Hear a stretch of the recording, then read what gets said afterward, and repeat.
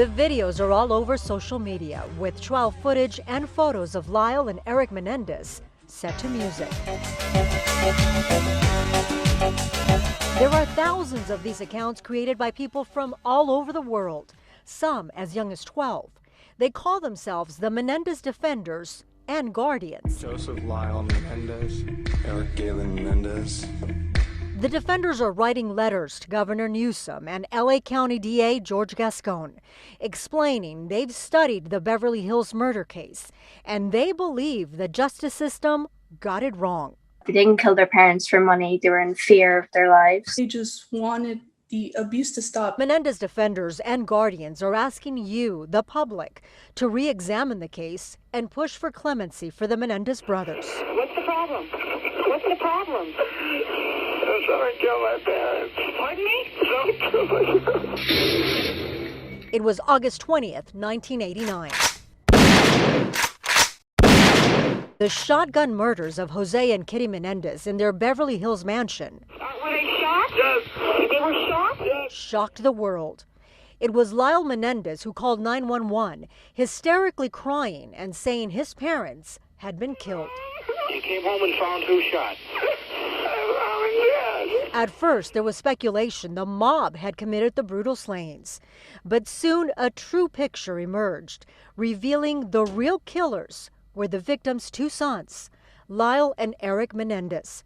This is Eric testifying in court. I was just firing as I went into the room. I just started firing. In what direction? In front of me. What was in front of you?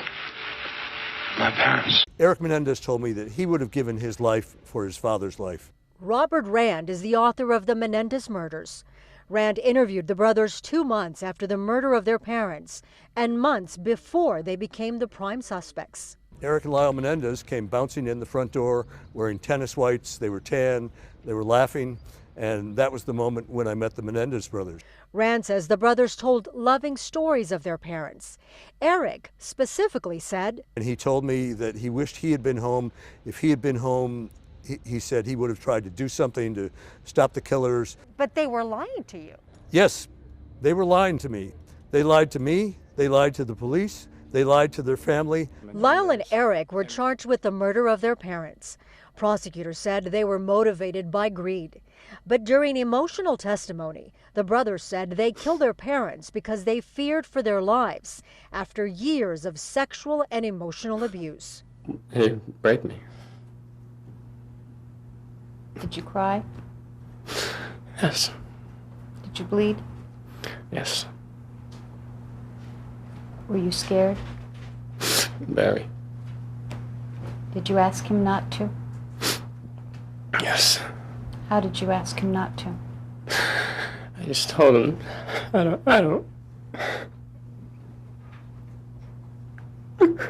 The first trial resulted in a hung jury. During the second trial, the Menendez brothers were found guilty of first-degree murder of both their parents. They were sentenced to life in prison without the possibility of parole. Rand believes that was a mistake. Just because they were molested doesn't give you a free pass to kill your parents. But with all of the mitigating evidence, with all of the family history that was presented at the first trial, one can understand, as did half of the jurors, that this should have been a resolution of manslaughter and not murder. The Menendez defenders agree. 16-year-old Jasmine Shaw, who lives in India, has watched both trials closely. The brothers were depicted as greedy sociopaths who had killed their parents for inheritance.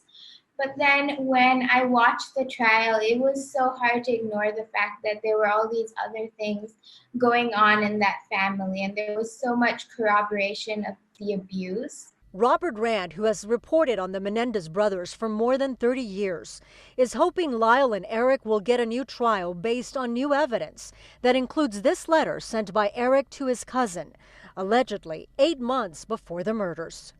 Eric Menendez wrote a paragraph in a letter to his cousin Andy Cano that his father was still molesting him at the age of 17 and that he didn't know what to do about it.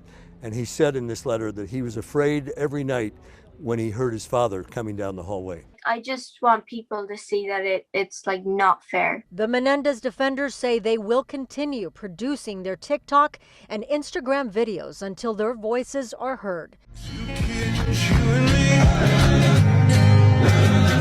And I said